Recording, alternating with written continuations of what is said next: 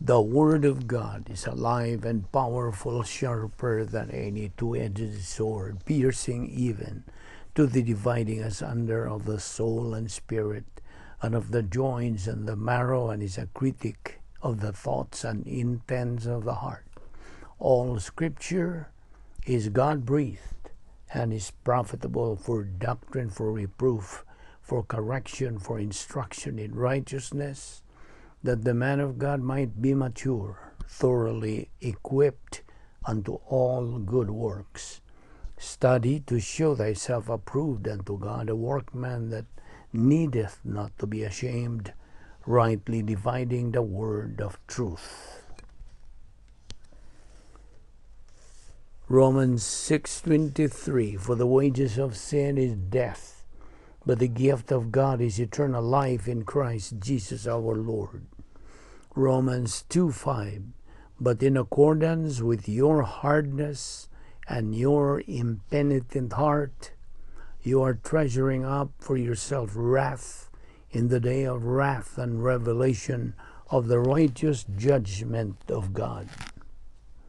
Romans 8:6-8, for to be carnally minded is death, but to be spiritually minded is life and peace, because the carnal mind is enmity against God. For it is not subject to the law of God, nor indeed can be. So then, those who are in the flesh cannot please God. Proverbs 14:12, there is a way which seems right to a man, but its end is the way of death. Philippians 3:18-19, for many walk, of whom I have told you often, and now tell you even weeping, that they are the enemies of the cross of Christ, whose end is destruction, whose God is their belly, and whose glory is in their shame, who set their mind on earthly things. Ephesians 5:6, let no one deceive you with empty words, for because of these things the wrath of God comes upon the sons of disobedience. Sa dili pa kita magkapadayon, sa pagtuon sa pulong sa Diyos niining adlaw, atong susihon ang atong tagsa-tagsa kakalag kung napapagitay mga sala diha, kay kung dili nato kini isugid ngadto sa tubangan sa Diyos kamahan, then makababag lamang kini sa atong pagbuhatong pagtuon sa pulong sa Diyos. Therefore, auhag gimaduan gani kita sa pulong sa Dios nga ato gabito ng 1 Juan 1:9 nga prinsipyo nga gitawag nato rebound technique. Kanayon kini sa in English, if we confess our sins, God is faithful and just to forgive us our sins and to cleanse us from all unrighteousness. For you unbeliever, the issue you're facing is not confession of your sins, it is using your free will by making the most important decision in your entire life, the decision to believe in Christ as your Lord and Savior. Acts 16:31 says, believe on the Lord Jesus Christ, and thou shalt be saved. Gani mismo si Ginoong Kristo na kanayon diya sa John 14:6. I am the way, the truth, and the life. No one comes to the Father but by me. Busa karon magampo ta, agig pangandam, pagampo nga hilom.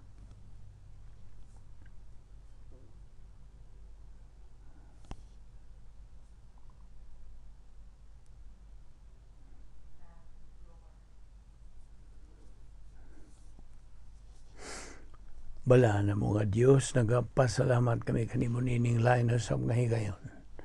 Nga diin kami makapahimulos sa imong grasya, sa pagtuon sa imong balang pulong, aging sunod sa imong mando, nga kami patubuon sa grasya o kay balok ang Ginoong Kristo. Musa ko ba ni kami karon ipatinaw pa ka na mong dugang imong kamaturan, pinagis pagtundo ka na mas balang Espiritu Santo. Salamat na imong Bible study through the YouTube. Kining tanan, among ipasalamatan sa ngalan ni Ginoong Jesucristo.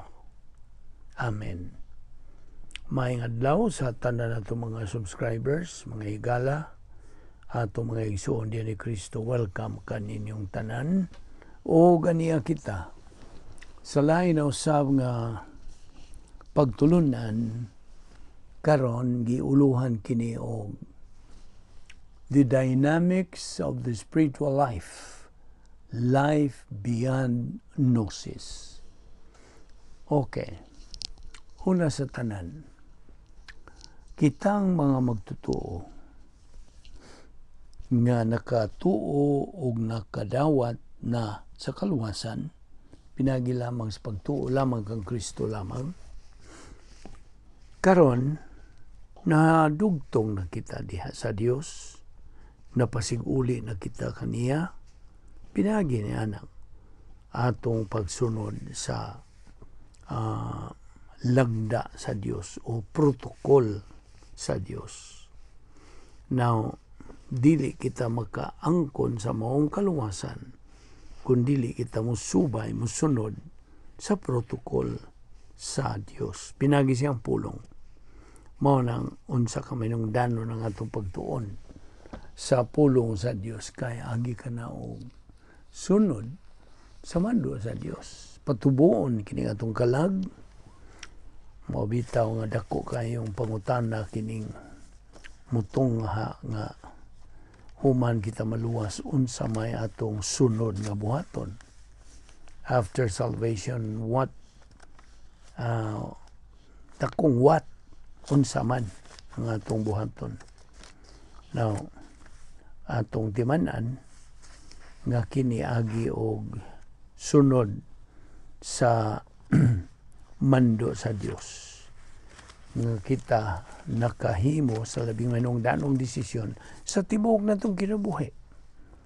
O kini maong kaluwasan magapadayon hangtod sa wala na katapusan. So akong balik ko itong pangutana, after salvation, what? Kay subo nga atong una-unaon nga daghan sa atong mga igsoong mga Kristohanon nga wagid sila alamag unsay angay nilang buhaton human sila maluwas. Ang ilang pagtuo nga human sila maluwas, sunod na lang gihapon sa naandan nilang mga tulumanon adlaw-adlaw, simba. Mao kini ang atong sagad nga ginabuhat kadtong mga magtutuong wa malamdagi. Nganong man malamdagi tungod kay wa man sila ikagahin nga panahon sa pagtuon sa pulong sa Dios. You see, way gugma, way gana, way tinguha nga mutubo ang ilang kalag, way gugma. So, wala sila ikagahin nga panahon niini. Nga kung imo silang dapiton sa pagtambong o mga Bible study, mudayon man na sila o tubag o awa ko'y panahon na busy ko kayo. So, busy sila sa mga sa kalibutan. Wa nila hatagi bili ang kamanungdanon sa pagtuon sa pulong sa Dios. So, right after a person believes in the Lord Jesus Christ, he is mandated, gimanduan siya pinahagi sa pulong sa Dios sa 2 Pedro 3:18 ang pagtubo diya sa grasya o kahibalo sa atong Ginoong Jesucristo. Unsaon? By studying the Word of God on a daily basis. Kanunay na ito ning gihatag ang empasiya nga adlaw-adlaw kitang magatuon sa pulong sa Dios sama sa atong pagkaon adlaw-adlaw sab. Gipakaon nato atong lawas aron kini mahimsog, malig-on o magatubo. mao na sa mga tungkalag labaw pa nga nanginahanglan sa pagtubo. So unsa ang pagtubo sa kalag kun way pagtuon sa pulong sa Dios nga mao man kini ang paagi nga gilatid sa balaang kasulatan nga mao kanay tugon sa Dios, pahimangno sa Dios, pasidaan sa Dios. Now, una sa tanan, first of all, the newly born again believer is made to understand that the following things have actually happened in that very instant nga iyang gibutang ang iyang pagtuo ngadto kang Kristo. Mao kini ang nang pangitabo niya. Niya to gayon sa iyang pagtuo kang Ginoong Kristo. Gisuluban siya sa kinabuhing dayon, Juan 3:36. Giisipan siya sa pagkamatarong sa Dios. Hingpit ka ng pagkamatarong. Siya gipasaylo and cleansed of the unpardonable sin.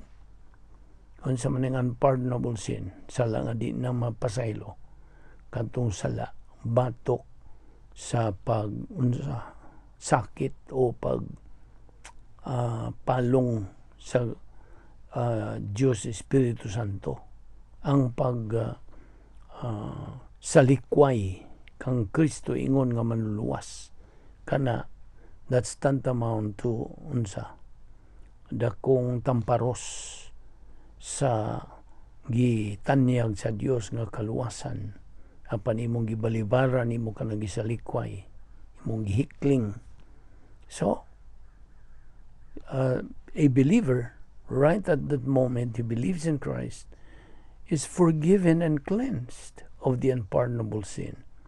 Gawas pa ang iyang ngan, gisuwat na diha sa libro sa kinabuhi sa Kordero. His name is written in the Lamb's Book of Eternal Life. Gawas pa, immediately siya nahimo nga sakop sa harianong panimalay sa Dios. Siya musugod na sa pagkinabuhi, sa kinabuhi nga may kahulugan, may inunta. He starts to live a life of purpose, meaning, and with definition. Og siya mahimo na nga may pagkapuruhan nga mahimong mananaog sa kinabuhi o sa kinabuhi human niini. Og siya nahimo nga mudawat o midawat sa espirituhanon nga gasa ang gihatag sa Dios Espiritu Santo. Ug siya nakadawat siya og kapatan ka mga butang. Gihatag kini sa Dios at the point of salvation. Siya gitawag na kanang balaan. Siya gitawag na magtotoo, Kristohanon. Nahimo na siyang lungsuranon sa langit, tagalangit na siya. He becomes a member of the called out ones, ecclesia. Diin gikuha na sa Bisaya nga iglesia. And he becomes complete in Christ, completely secure. So, ani ang mga butang nga ang matag magtotoo makapaabot while he is still dinhi sa phase 2 nga kinabuhi. Na unsa man yung phase 2 nga kinabuhi, ang plano gud sa Dios nabahin kinis tulo. Una, kaluwasan. Ikaduha, phase 2. Ikaduhang bahin sa plano sa Dios. Dinhi sa kalibutan nga nagpuyo ang maong magtotoo, believer in time. O ang ikatulo nga bahin ining plano sa Dios mao ang phase 3. Unsa man phase 3? Ikatulo nga bahin kini sa plano sa Dios nga di ang Kristohanon moadto na sa eternidad. Andun na siya magkinabuhi uban sa Dios hangtod sa kahangturan. Phase 3 life. So karon unsa mang matang sa kanang phase, unsa mang bahin karon samtang niya ta karon din ning kalibutan na. Phase 2. Okay? Kaya ang phase 1 ang kaluwasan. Ang phase 2 believer in time. Ang phase 3 is believer in eternity. Kasabot ka? So sa diha nga ang magtutuo nahiluna na diya sa plano sa Dios din, maka paabot pa siya. While he is still in phase 2, he can anticipate that he will be absent from the body face to face with the Lord sa phase 3. 2 Corinthians 5:8. Wala na'y kasakit, wala na'y kamingaw, wala na'y minatay sa kaguol, wala na'y luha, wala na'y pagantos, wala na'y kamatayon. Tungod kay ang karaang mga butang ng labay na. Nanas pinadayag 21:4 in phase 3. Mao na ang paabot sa maong magtutuo. Gawas pa, paaboton na niya ang iyang bag-o nga puloy-anan dito sa langit. Juan 14:1-6 in phase 3. Gawas pa, ana na siya dayo na nga panulundon. An eternal inheritance, 1 Peter 1:4-8 in phase 3. Dito na sa ikatulong bahin sa plano sa Dios. Gawas pa ang magtutuo na sayod na he has a better recognition of eternal life. Na nasa Juan 20:31 in phase 1 and phase 2. O gawas pa, he will be waiting sa iyang binanhawangan na lawas, resurrection body. John 11:25, 1 Corinthians 15:51-57, 1 John 3:1-2, unya Philippians 3:21, uban pa, and other passages. Now, ang mando sa Dios alang sa matag magtutuo, ato kanang basa diya sa Colosas Kapitulo 2, versikulo 6, nga nagkanayon sa English, as ye have therefore received Christ Jesus the Lord, so walk ye in Him. So kinahanglan nga kita panagawi uban kang Ginoong Kristo. Now, naay giya sa matang magtutuo sa iyang bag-o na nga espirituanong kinabuhi. Now, kining atong uluhan God nga atong tutukan the dynamics of the spiritual life. Ang kamabuluko nini nga pagkinabuhi. Nga kinabuhi gini nga luyo sa Gnosis doctrine. But pasabot, Gnosis doctrine life ang iyang pagkinabuhi. Na nasayod lang siya sa pulo sa Dios, igo lang siyang nakasabot, apanwan niya tuuhi. So, mo na Gnosis ang maong matang sa magtutuo. He is just a Gnosis believer. Apan, kining atong uluhan, mao nga, beyond Gnosis.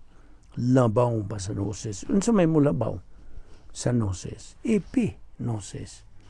So, karon ang atong yung gitanaw din mo ang atong epinosis life ingon nga mga Kristohanon. So, di man niya katong Colosas 2:6. Now, ang magtutuo giyatagan og giya sa iyang bag-o nga espirituanong kinabuhi. Ang una nini nga si Ginoong Kristo mao ang labing suod nga higala sa maong magtutuo. The Lord Jesus Christ is the believer's best friend, a faithful friend. Gawas pa si Ginoong Kristo, dili kasagaran nga persona sa universo. Mao toy gitawag nato hypostatic union ni Ginoong Kristo kay siya na nag-iyag duha ka kinaiya ang kinaiya sa tao o kinaiya sa Dios. God and man at the same time. Now, gawas pa nga si Ginoong Kristo is the only genuine celebrity nga dili na kanang mo saying binisaya sa fade, who never fades. Di na mawagtang, di na mawa. You see? He is the only genuine celebrity. And in fact, siya, si Ginoong Kristo, kanunay nga nagunahuna, bahin kanimo, magtotoo. And He always wants what is best for you. Unsay angay o angayan nimo. Gawas pa, He is always thinking about you. He considered you labihan sa bililhon, hinungdanon alang kaniya nga misakripisyo gani siya sa iyang kaugalingon alang kanimo. He created the universe. Ug siya ang nagadumala niini pagkakaron. He's the one controlling it now. O walay mahitabo niining atong universo gawas kung si Ginoong Kristo mutugot niini nga mahitabo. He is always by your side. Naa siya kanunay sa imong kiliran. And He even lives in you. He gives you His strength and power.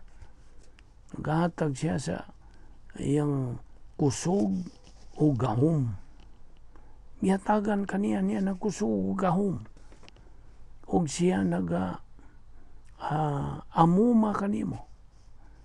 Wa siya sinugdanan, wa siya kitapusan. Is the Alpha and Omega. Siya ang modelo sa pagkamapaubsanon. Gani siya ang bayani sa matag magtotoo. Siya migamit sa samagyapong doktrina nga gihatag sa Dios alang kanimo. Siya mismo karon ang nagadumala sa kasaysayan. He is the one controlling history. Ang matag magtotoo hangtod sa hangtod na ang iyang pagkadugtong pagkahiusa diha kang Kristo. Every believer is mandated by God to walk with the Lord. Walking with the Lord is like walking in life. You have to start somewhere. Ang unag yung lakang may kinalisdan. Kay ang pulong god nga Christ can be spelled out like this. Ang C, constancy. Ang H, humility. R, resiliency. I, integrity. S, stability. T, tenacity. Now, unsa man ning constancy? It is your ability to be consistent. Malahotayon, makanunayon. Humility. Unsa man ni? Well, of course, ang pagkamapaubsano nagagikan kini sa imong malahotayon nga pagkaton, pagtuon, pagkaton sa pulo sa Dios ug imo kanang tuuhan aron kana magaling ang doktrina sa pulo sa Dios pinaagi sa enabling power sa Dios Espiritu Santo. Unya ang resiliency unsa man ni? It is your ability to na mo pauntol ka o balik. Mo ka na iboto ba sabot? That you don't react to people who fail you. Dili ka mo sinta. Kundili imo lang silang tubagon. Now, that is resiliency. The ability to bounce back. You don't react to people who fail you, who hurt you, who generally let you down sa kinabuhi. Instead, imong gamiton ang unsa mang prinsipyo. Faith, rest, principle. Numdum ka? Unsa may agenda nining faith, rest, principle? Well, claim a promise. think of what God can do to your problem if you have. Unsa pa sunod? Relax. Because God is in control. Mo ka na ang faith-based principle nga agenda. Kunya gawas pa. Integrity. What does integrity mean? Ang katarong, your loyalty to the truth. Mo ka na integrity. Ang mong lealtad ngadto sa kamatuoran niya, stability. The consistency nga magagikan that comes into the life of a mature believer. Sa diyang magkabot ka na sa pagkahamtong ng espirituanon. Unya ang tenacity, kini nagkahulugan nga you hang in there when things do not always go right. Na kay pagsalig diha sa Dios. Mao nang na nag-iya ka niya ng kaisog, kalig-on sa imong pagtagad ngadto sa imong isig ka tao. Kaya bigod nimo, ingon nga magtotoo, sa diha nga manag-iya ka niya ng imong pagsalig ngadto sa Dios, mao kanay makapa kanang makapalahutay, makapadayon, ligon sa imong pagsalig. You see? Now, as a baby believer, kay magsugod magas pagkabatang gamay, nga tulad ni gitandi, sa batang gamay, kay bago pa kang na tao pag-usab, as a baby believer, you should be aware nga dunay tulo kaang-ang sa espirituhanong pagtubo. Namely, ang pagkabata, sunod, pagkahingkod, o ang ikatulo, ang hamtong, mature. Mo na tulo ang sa espirituhanong pagtubo. Baby believer, adolescent believer, and mature believer. Now, paminaw, whatever station sa imong kinabuhi, kana mao ang imong full-time Christian service. Not necessarily working in the mission or a pastor or as an evangelist. Dili. So, bisag unsa ang imong matang sa imong trabaho, imong panghitas kinabuhi, mao ka na ang imong full-time Christian service. O gawas pa, ang matag magtotoo should so live his life as unto the Lord, not as unto man. Colossians 3:23. We live one day at a time, dependent only sa grasya sa Dios. Ato ning ipadayon ugma sa atong pag